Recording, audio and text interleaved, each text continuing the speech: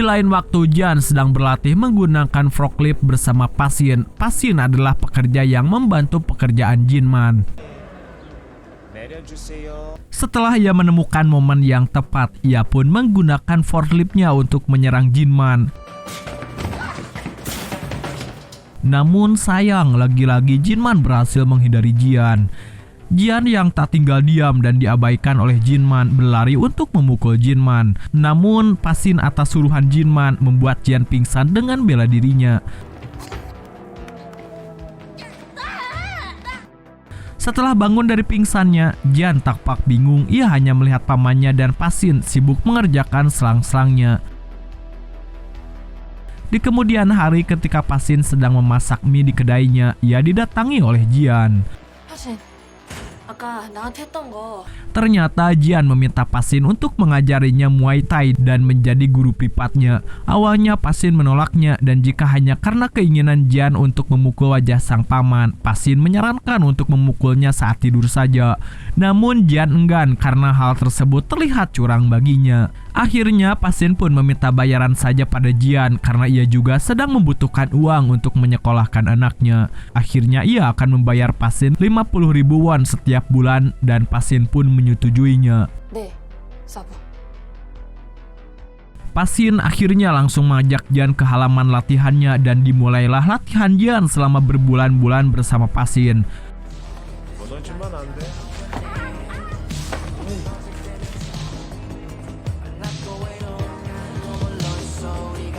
Pelatihan Jian menunjukkan progres yang baik. Ia berlatih tak mengenal tempat dan terkadang ia juga sesekali mencoba diam-diam memukul pamannya.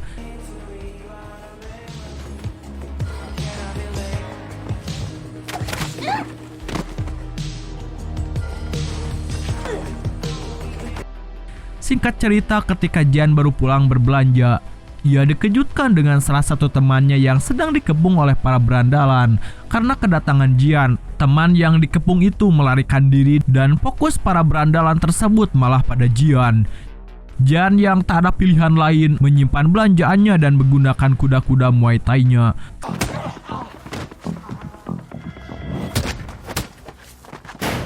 Setelah berhasil menjatuhkan salah satunya, Jian nampaknya terkejut polos. Namun berandalan satunya malah mengacungkan pisau.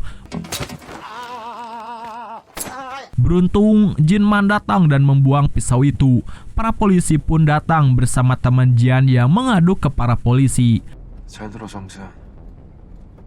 Setelah semua itu, Jian pulang bersama Jinman. Di mobilnya, Jinman mengatakan bahwa mungkin benar Jian lebih kuat saat ini. Namun kemampuannya masih belum cukup, apalagi melawan senjata tajam dengan tangan kosong. Jian akhirnya meminta diturunkan di tempat Pashin, dan anehnya di kediaman Pashin ramai dikerumuni massa.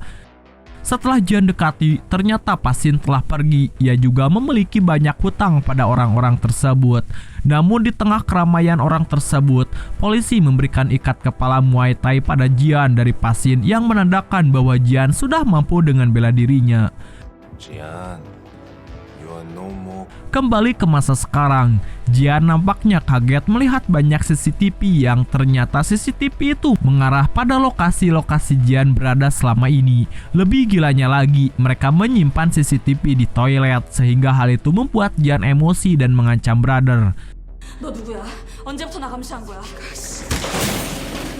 Brother yang gagap hanya berkata mereka tak memiliki waktu untuk menjelaskannya karena Minhe sedang dikepung di luar bangunan ini.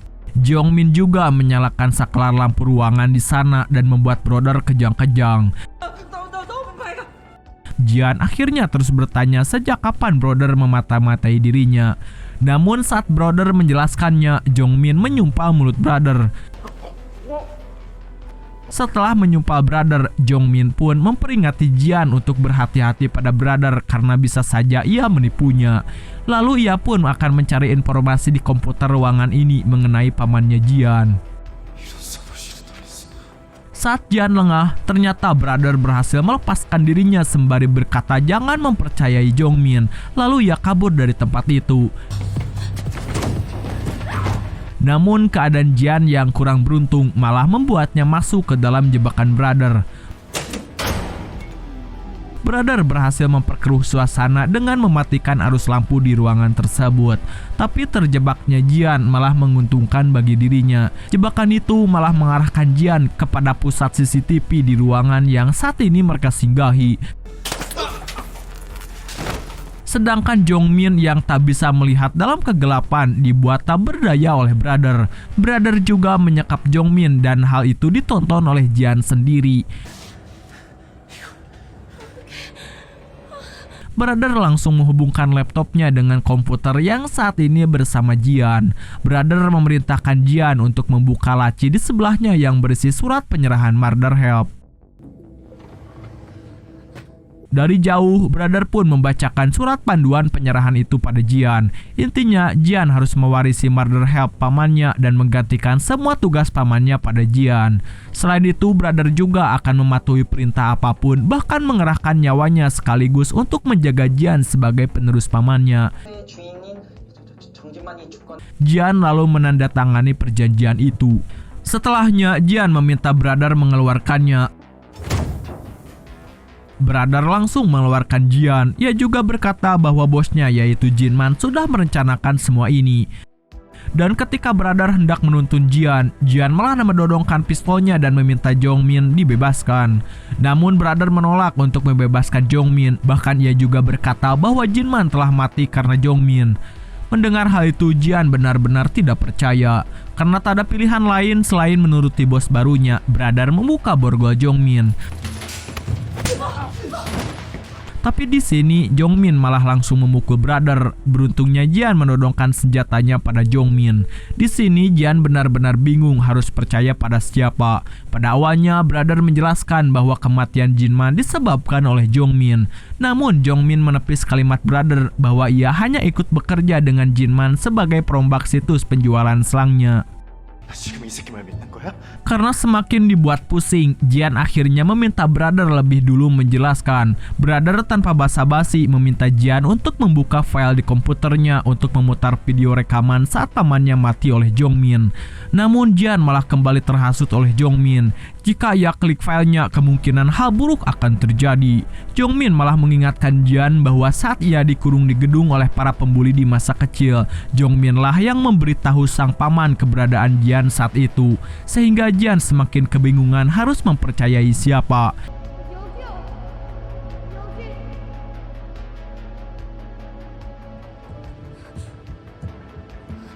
Di sela kebingungannya, Jian akhirnya teringat sang paman. Pada saat itu pamannya memberikan pilihan pada Jian untuk mengurus kucingnya atau menyimpannya di tempat penitipan.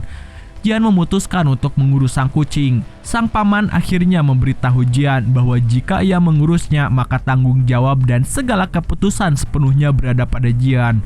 Bahkan jika kucing itu mati, kesedihan yang akan Jian alami harus Jian tanggung juga.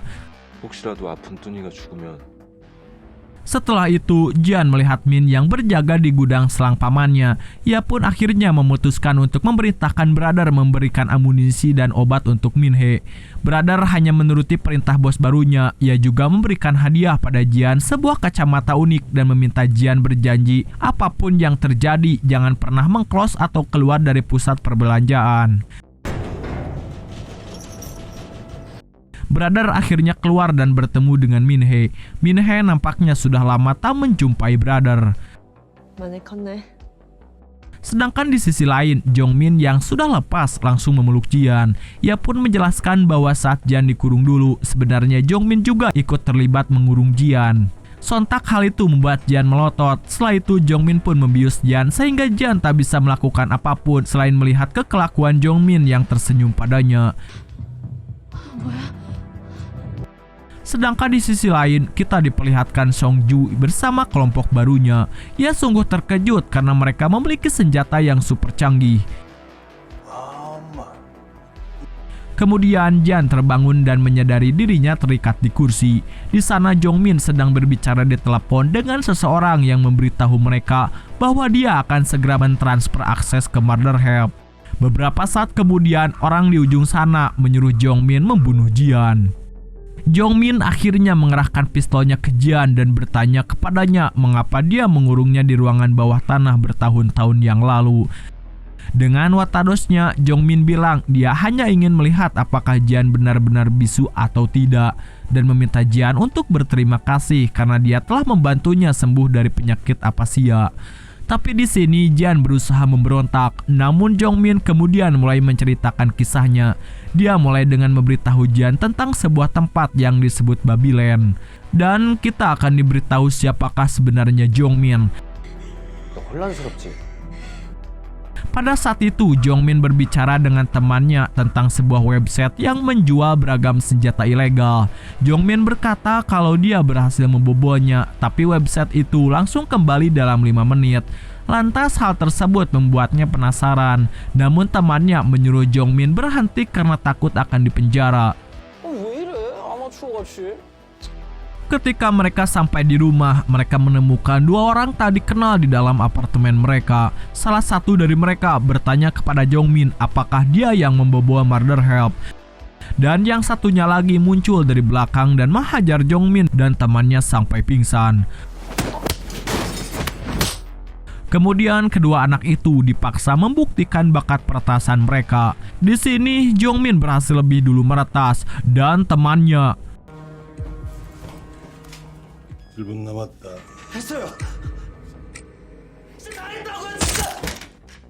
akhirnya tertembak di kepala karena kalah dalam lomba. Setelahnya Jongmin justru tidak merasa kaget ataupun sedih. Kemudian orang itu menunjukkan kepada Jongmin foto Jinman dan juga Jian. Mereka bertanya apakah dia mengenali mereka. Jelas Jongmin yang mengenali mereka pun disuruh untuk memata-matai Jinman. Pada saat itu, Jongmin menghampiri kediaman Jinman untuk iklan yang dia pasang. Tampaknya saat itu dia berpura-pura sedang mencari pekerjaan pada waktu di gudang selangnya. Yang entah bagaimana, Jinman pun menerima Jongmin untuk bekerja di sana. 지안이 초등학교 동창이에요. Singkat cerita, akhirnya Jongmin bekerja untuk Jinman di gudangnya. Namun karena badannya yang letoy, dia tersukur hanya karena mengangkat segulung selang. Jinman lalu menghampiri Jongmin yang mulai beralasan kalau dia dulu bisa bekerja lebih baik saat wajib militer. Namun akhirnya Jinman menyuruhnya untuk istirahat dan berjalan keluar dari gudang. Jongmin menjelas melihat keadaan ini sebagai kesempatan untuk melancarkan misi jahatnya. Dia menggunakan sebuah pena dengan kamera di dalamnya untuk merekam sekeliling gudang, tapi dia tidak menemukan sesuatu yang substansial.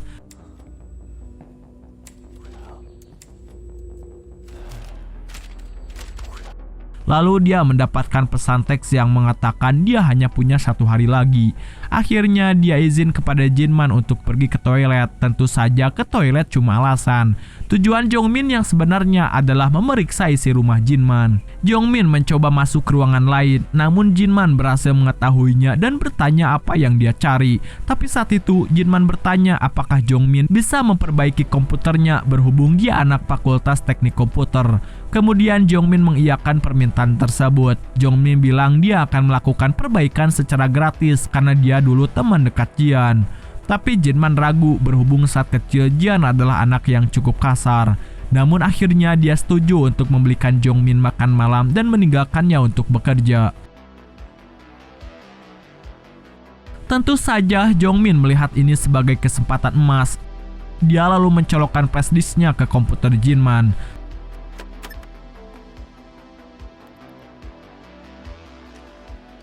Tanpa ia sadari, rupanya Brother menonton setiap gerakannya melalui kamera pengawas. Sesampainya di rumah, Jongmin menggunakan spyware yang dia letakkan di komputer Jinman untuk membobol Murder Help. Dia kemudian mendapatkan pesan teks yang mengatakan kerja bagus. Dan kemudian seseorang membuka pintu depan apartemennya. Salah satu orang yang membobol apartemennya kemarin masuk dan mendodongkannya dengan pistol. Dengan panik, Jongmin bilang dia telah meretas sistem secara spesifik sehingga mereka tidak bisa mengaksesnya tanpa dirinya alias mereka membutuhkan dia hidup-hidup. Akhirnya orang bersenjata itu menempatkan Jongmin di telepon dengan orang tua bernama Leong Han. Jongmin meyakinkannya untuk tidak membunuhnya dengan menyarankan rencana untuk mendapatkan Jinman. 아니면 이 무기들? 처리. Kembali ke masa kini, Jongmin membuka video yang dibicarakan oleh brother. Dan di sana Jian melihat bahwa Jinman telah mengikat Jongmin di ruang tamu. Dan di sini kita tidak diberitahu apa tujuan sebenarnya dan apa yang sebenarnya terjadi kepada Jongmin sehingga dia diikat oleh Jinman di ruang tamu. Jinman kemudian berjalan ke kamar mandi dan menatap kaca selama beberapa detik, namun videonya malah terputus. Lalu Jongmin memasukkan flash disknya sendiri ke sistem, menunjukkan skenario sebenarnya saat Jongmin membuat Jinman mendengarkan rekaman Jian meminta tolong. Pada akhirnya Jinman setuju dengan kesepakatan yang Jongmin tawarkan dengan syarat dia harus melepaskan Jian. Jinman kemudian menelepon Pasin dan memberitahu dia bahwa dia tidak perlu membayarnya kembali. Jinman lalu berjalan pergi meninggalkan Jongmin, namun dia berteriak agar Jinman menurunkannya. Jinman sempat berhenti dan berbalik. Ia menodongkan pisaunya ke dalam mulut Jongmin dan meminta agar Babylon menepati janji mereka. Jinman kemudian memotong tali yang menggantung Jongmin dari langit-langit dan masuk ke kamar mandi. Jongmin lalu melepaskan diri dan mengikuti Jinman. Di dalam, dia menemukan bahwa Jinman telah bundir di bak mandi. Jongmin mengklaim telah menggunakan defek untuk menirukan suara Jian. Dia mengolok-olok Jian dan menerungkan betapa mudahnya menipu Jinman. Dia juga menyombongkan betapa hebatnya dia dalam melaksanakan tugasnya. Tapi di sini Jian memberitahu Jongmin bahwa Babylon akan membunuhnya begitu dia keluar dari tempat ini. Jian berkata kalau Jongmin sudah tidak penting lagi bagi mereka. Ia lalu menyarankan Jongmin agar membuat kesepakatan dengannya karena Jian satu-satunya kode hijau yang tersisa, yang mana sudah pasti pemegang kode yang lain seperti Minhe akan melindunginya. Jelas Jongmin marah dan mengingatkan Jian tentang posisinya saat ini. Mereka saling memaki sampai akhirnya Jongmin menodongkan pistol kepada kepala Jian. Namun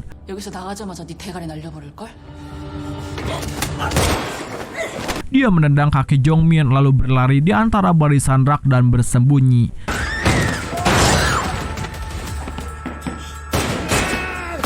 Sekali lagi, Jian mengingat nasihat pamannya untuk menggunakan segala sesuatu di sekitarnya untuk menyelamatkan dirinya. Shin beralih kepada Songjo yang menggerutu dalam telepon karena adanya perubahan perintah, di mana dia tidak boleh membunuh Jian lagi, melainkan hanya menangkapnya. Kemudian sebaris mobil muncul dengan lebih banyak tentara bayaran. Sementara itu, Jongmin kembali menyombongkan dirinya karena telah menjatuhkan Jinman yang selama ini berada di puncak rantai makanan. Tapi Jian sudah siap untuk menyergap Jongmin dengan jebakan yang membuatnya terpeleset dan jatuh. Hingga kemudian tergantung lagi secara terbalik persis apa yang dilakukan oleh Jinman. Jian berkata kalau Jongmin sama sekali tidak pantas dibandingkan dengan pamannya. Ia lalu kemudian menghajar wajah si brengsek itu hingga mulutnya berdarah.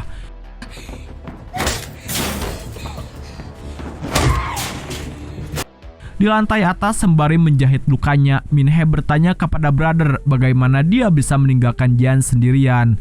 Tapi brother bilang Jian harus dapat menyelesaikan masalahnya sendiri. Itulah bagaimana dia dapat belajar untuk bertahan hidup, dan ia bilang kalau Jian bukanlah orang yang lemah.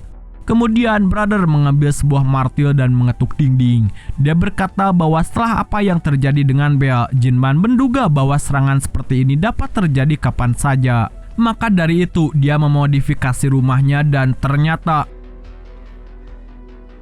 di balik dinding tersebut tersembunyi gudang senjata beserta amunisinya. Sesaat kemudian mobil lain muncul dan Songju mendapati sebuah robot berkaki 4 seperti anjing, namun dibekali dengan berbagai gadget dan juga senjata. Kita lalu diperlihatkan seorang pria dari mobil putih tadi mengendalikan robot dan membuatnya berlari ke arah rumah Jian.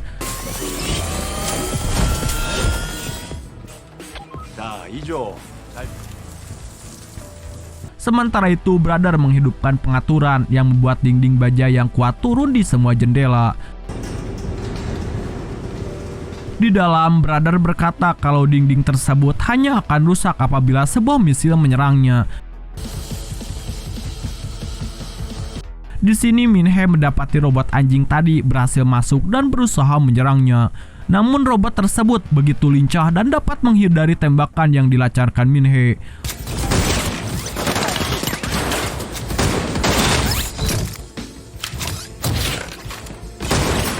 Untungnya dinding besi lain muncul tepat di depan lorong sehingga memungkinkan Min-hee dan Brother bersembunyi di belakangnya. Sementara itu robot anjing tadi berlari menuju dinding besi yang belum tertutup sempurna. Jelas hal ini memungkinkan Kuma dan timnya untuk masuk.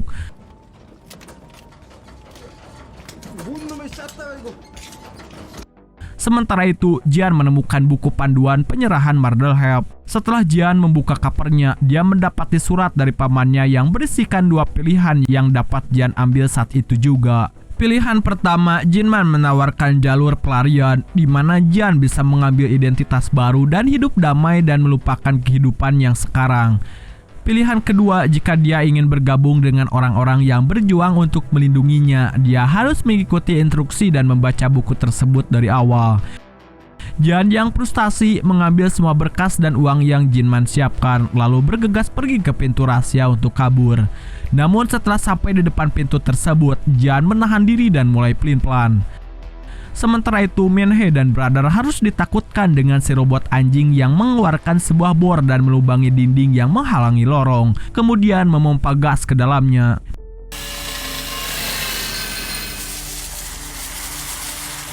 Dan setelah menemukan momen yang tepat, Min-hee memberi instruksi kepada Brother untuk mengangkat dinding besi, lalu menjepit si robot sampai rusak.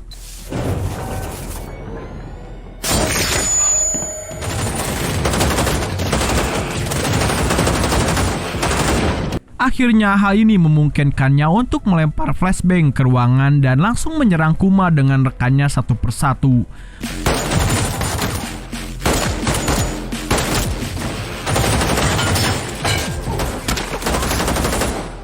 Setelah Min membunuh sebagian besar tentara bayaran Kuma, Jian ternyata naik ke atas dan bergabung dengan Brother. Keduanya menarik Min kembali ketika dia terluka. Kuma yang selamat mencoba menembak mereka, tapi tiba-tiba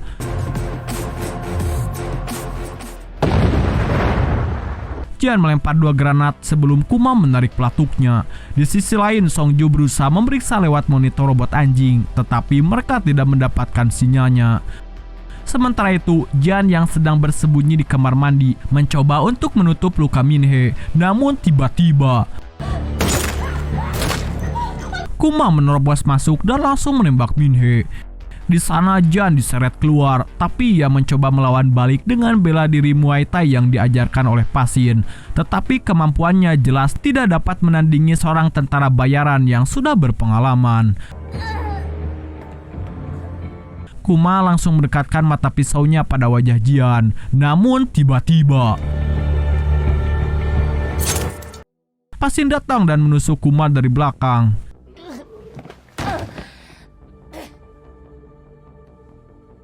Sementara itu, di sisi lain kita diperlihatkan kelompok Babyland yang tengah memonitor penyerangan rumah Jinman dari balik layar. Merasa kalau rencana saat ini tidak memuaskan, si pria berkacamata yang memimpin mereka memerintahkan si kembar untuk turun tangan. Dan ternyata si kembar ini adalah 2 orang yang pernah menerobos rumah Jongmin. Dan kita akan diberitahu sedikit demi sedikit apa yang sebenarnya terjadi. Scene beralih ke 14 tahun yang lalu saat Jinman tengah melakukan operasi bersama rekan-rekannya di Babyland. Jinman bersama Pasien dan rekannya yang lain tampak sedang kesulitan dan terkepung. Mereka hanya bisa bertahan di dalam mobil bersama Sandra yang sedang mereka selamatkan.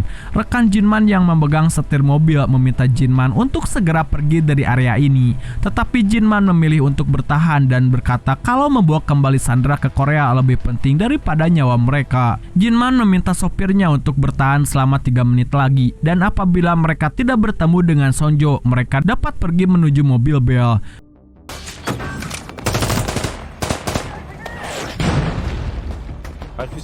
Namun beberapa saat kemudian, transmitter radio berbunyi yang menginformasikan bahwa Bel telah meninggalkan areanya dan pergi menuju Brapo. 우리 목숨보다 우선순위 알았어? 팀장!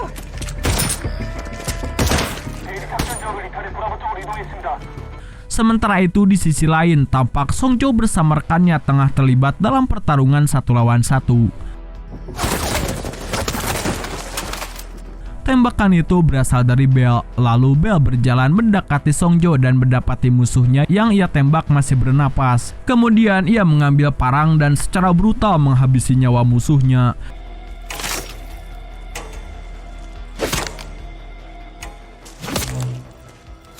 Setelah itu Bell memberitakan Song Jo untuk membantu tim Jinman dengan sniper.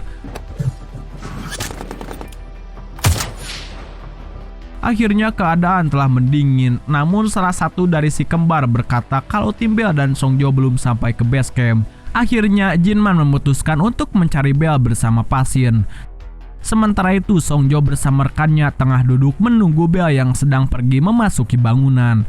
Karena tak ada jawaban apapun dari radionya, akhirnya Song Jo memerintahkan si Junior untuk mencari Bell ke bawah apabila dia memang khawatir. Not today. Sebelum turun, Song Jo sempat berterima kasih pada Junior karena telah menyelamatkan dirinya. Si Junior yang tengah menyisir ruangan, ia dikagetkan dengan tumpukan mayat di sekelilingnya.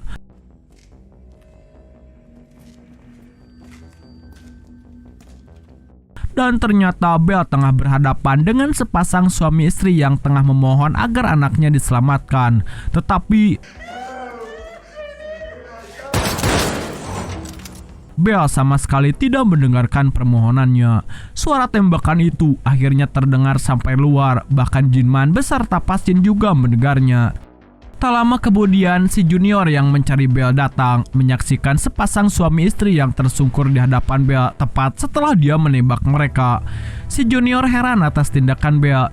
Namun kemudian Song Jo masuk seakan tak terjadi apa-apa. Song Jo mempertanyakan reaksi Junior yang terlihat panik. Sang Junior akhirnya bersaksi atas tindakan yang Bell lakukan pada pasangan tersebut. Bell membantah dan langsung menyimpan pistol yang ia gunakan di lengan pemberontak yang mati, seakan-akan pemberontak itu yang membunuh pasangan itu. Song Jo lantas bertanya, lalu bagaimana dengan dia? Si Junior yang sudah merasa tak beres lalu membalikkan badan. Namun akhirnya ia pun tewas tertembak oleh Song Jo. Tak lama setelah itu, Jinman berhasil menemukan Bell dan Song Jo beserta mayat-mayat yang mereka bunuh. Jinman bertanya apa yang terjadi pada Junior. Mereka dan Song Jo menjawab kalau dia mati gara-gara terlalu memaksakan diri untuk menyelamatkan warga sipil. Sepersekian detik berlalu, seorang anak kecil tiba-tiba muncul sembari menggenggam senjata api. Jinman dan timnya refleks balik menodong anak tersebut. Lalu Jinman memberikan komando untuk berhenti. Tetapi sang setan tetap menarik pelatuknya. Atas kejadian ini, Jinman melaporkan tindakan tersebut dan berniat ingin mengadili Bell. Di sana Bell diadili karena membunuh 2 warga sipil. Kemudian sang pengacara bertanya pada Song Jo apakah dia benar-benar tidak melihat adanya warga sipil di operasi mereka. Tentu saja Song Jo terus terang membantah dan berkata kalau yang mati adalah pemberontak bukan warga sipil. Dan saat Jinman menjadi saksi, ia berdiri dan terjadi kilas balik di mana Jinman beserta Song Jo sedang beradu argumen di ruang ganti. Song Jo terus-terusan beralibi kalau Bell tidak bersalah dan dia justru menyelamatkan hidup Song Jo. Adegan beralih lagi saat Jinman berhadapan dengan atasannya Yonhan. Dia bersaksi bahwa peluru yang membunuh si Junior mereka berbeda dengan peluru yang dimiliki para pemberontak. Tapi atasannya justru malah turut membantah dan tidak memperdulikan perkataan Jinman. Namun kita kembali ke percakapan Jinman bersama Yonhan dan juga Song Jo. Mereka berdua berujar bahwa Jinman dan Bell mirip. Mereka sama-sama berdarah dingin. Bell mengerikan dan terkadang seperti bukan manusia, tetapi Song Jo kerap merasa aman di sisinya. Sedangkan Jinman selalu memprioritaskan misi di atas keselamatan timnya. Yonhan berkata kalau kini mereka bukan lagi tentara biasa, melainkan tentara bayaran. Jadi kerusakan tak terduga merupakan hal yang biasa. Tentu saja Jinman tidak setuju. Sebuah kerusakan tak terduga jelas berbeda dengan pembunuhan yang disengaja. I need your answer. Tetapi saat kembali ke persidangan, Jinman diberikan dilema besar dan berakhir memutuskan untuk ikut membantah tuduhan pada Bell. Hingga akhirnya dia dibebaskan, tetapi dengan syarat agar Yong-han tidak menempatkan Bell kembali di operasi tim Jinman selanjutnya.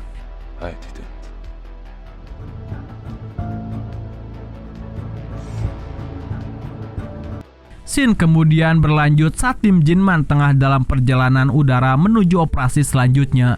Di sini Songjo memuji Jinman karena telah loyal dan tidak melaporkan perbuatan Bell.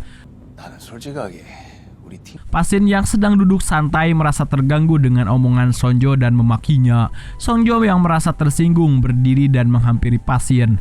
Mereka saling adu mulut dan pertengkaran hampir terjadi saat si kembar ikut campur dan membela Songjo.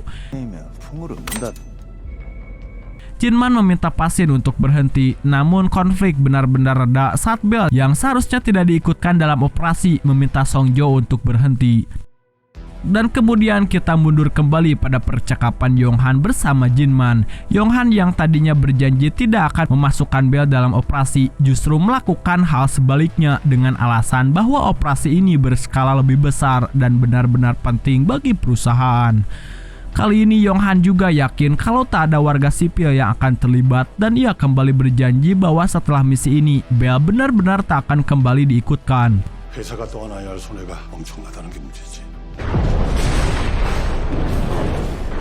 Scene kemudian berlanjut pada tim Jinman yang kini sudah sampai di tempat operasi. Misi kali ini adalah untuk menangkap ketua gembong narkoba di Laos hidup-hidup. Dan Yong-han sebelumnya sudah mewanti-wanti supaya Jinman tidak membiarkan Bell membunuh target kali ini. Sebelum memulai, Jinman memperingatkan Bell untuk tidak membuat masalah dan dia yang akan menangkap Tao, si ketua gembong narkoba. Tetapi Bell tampak tak memperdulikan perkataan kaptennya dan lanjut berjalan. Dan apabila mereka berhadapan dengan warga lokal, mereka harus menyerahkannya pada polisi. Scene beralih di lokasi operasi. Salah satu dari si kembar menemukan sepasang pria tak bersenjata dan menyuruh mereka berdiri. Ia pun berujar bahwa orang tak bersenjata harus diserahkan pada polisi sesuai arahan dari Jinman. Tapi Bell dengan pikiran luar biasanya mempunyai rencana lain. Dia merogoh pisaunya dan melemparkannya pada salah satu pria yang ketakutan itu. Dengan bingung, pria itu mengambil pisau tersebut dan dengan ini secara teknis, Bell membuat orang yang tadinya berstatus tak bersenjata menjadi orang yang berbahaya. Bell lantas memulai memancing mereka dengan menarik rambut pria yang memegang pisau, memaksanya untuk membela diri dan menyerang Bell. Hingga akhirnya Bell menghabisinya dengan pisau tadi dengan cukup brutal.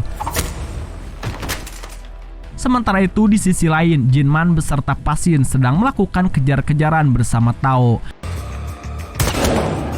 Dan pada akhirnya mereka berhasil menangkapnya hidup-hidup.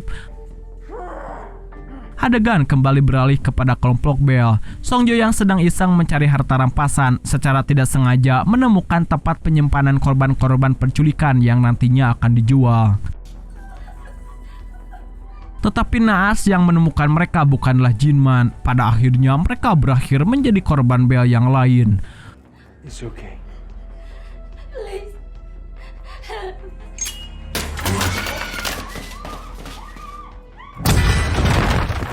Tentu saja ledakannya terdengar oleh Jinman. Dia segera berlari menghampiri sumber suara dan kembali menyaksikan kegilaan yang diperbuat oleh Bell. Kekesalan Jinman memuncak. Pada akhirnya dia menodongkan senjatanya pada Bell diikuti oleh yang lainnya. Jinman kembali mempertanyakan Bell yang jelas-jelas diperintahkan untuk tidak berbuat seenaknya dan mengamankan warga sipil.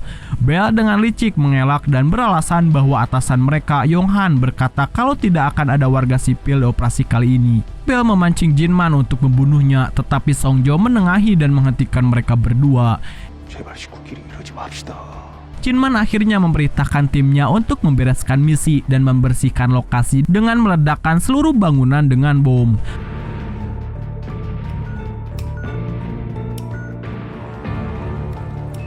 Lalu Jinman kini tengah meletakkan bom dalam sebuah ruangan.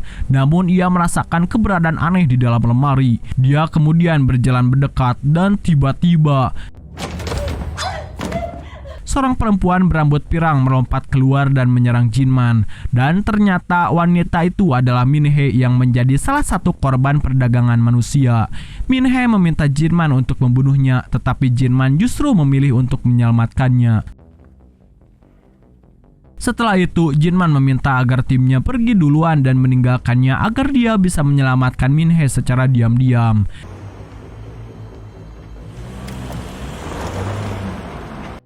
Jinman akhirnya kembali menjemput Min-hee, namun tiba-tiba 재미 보려고 혼자 남았냐? Bell muncul dan menghadang mereka berdua. Pada akhirnya, Jinman memutuskan untuk melawan Bell dan meminta Min untuk kabur.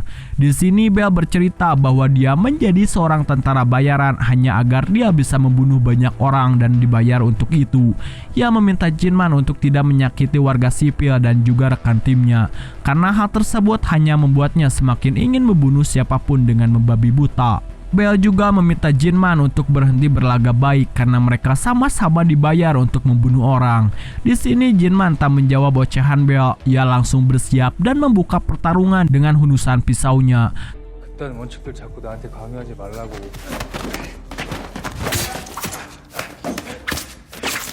Tapi Jinman harus terpojok oleh Bell.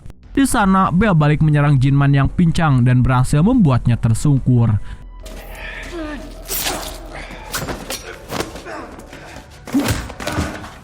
Tetapi saat ia hendak menghabisi Jinman, Min-hee datang dan menembak Bell tepat di matanya.